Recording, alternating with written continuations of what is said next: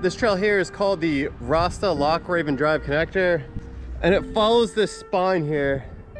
And the further you go, the steeper and the harder it gets and the more rocky it gets. It's a short trail, but it's a good one. It's probably the second hardest trail here in the Loch Raven Reservoir. So let's hit it up. Okay, another attempt. I decided just to hike up this thing again rather than go around the road. Go a little faster. All right, I can get this, come on. Okay.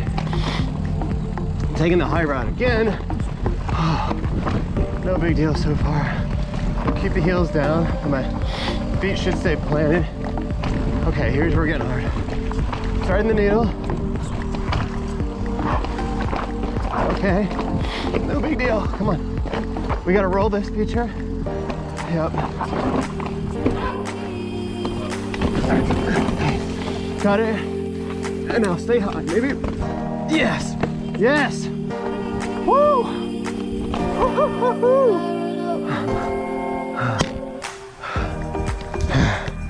Oh, gotta clean. That was sick.